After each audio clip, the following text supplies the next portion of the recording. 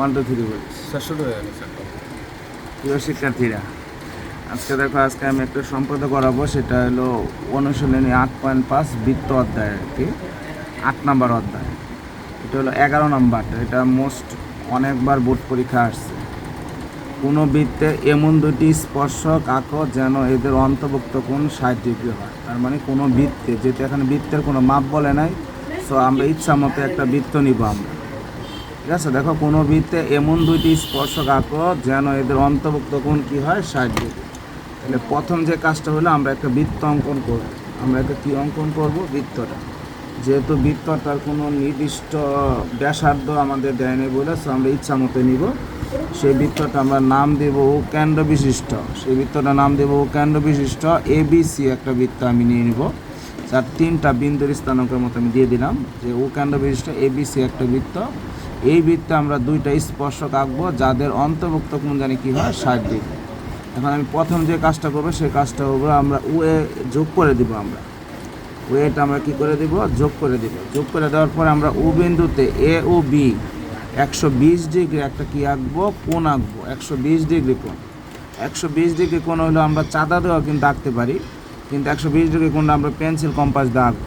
120 degree আঁকার নিয়মটা হলো, দেখো, এটা হলো আমরা ইচ্ছা মতো একটা চাপ, আমরা ইচ্ছা মতো একটা চাপ নিব। আমরা যে 90 ডিগ্রি আঁকি না, সেরকম আর কি। ইচ্ছা মতো চাপ দেওয়ার পরে ঠিক ওই চাপে আবার যদি আমরা এটারে কেটে দেই, এটা হবে 60, পরে 160, শুধু 60, এই 60 থেকে আবার যদি কেটে নেই তাহলে হবে কি 120।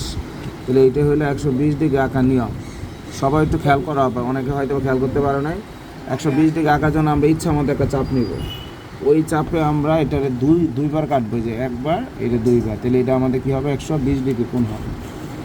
এইটার নাম দিব আমরা A ও B। আমরা কী দেব নাম? A O B। এই যে আমি দিয়ে রাখছিলাম আগে, A আর B বিন্দু। এটা আমরা কী আঁকলাম? 120 ডিগ্রি কোণ।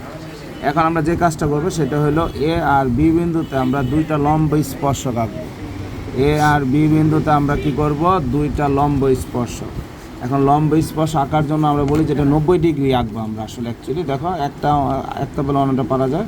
এই যে 90 ডিগ্রি আঁকার জন্য আমরা ইচ্ছা মতো একটা চাপ নিব, আমরা ইচ্ছা মতোই নিলাম, 90 ডিগ্রি আঁকবো। ঠিক এইটার আমরা কি করব?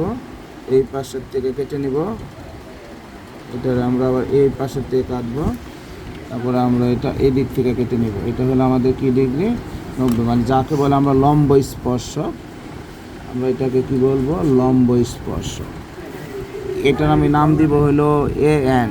ঠিক আছে, ঠিক একইভাবে আমরা আবার B বিন্দুতে একটা লম্ব স্পর্শক আঁকবো, সেম অ্যাজ ওই যেটা A বিন্দুতে আঁকছি। ইচ্ছা মতো একটা চাপ, এই চাপ দেওয়ার পরে আমরা আবার এই পাশে কেটে নিব, তারপর আবার এদিকে, তারপরে আমরা কি করব? আমরা এই পাশে কেটে নেব,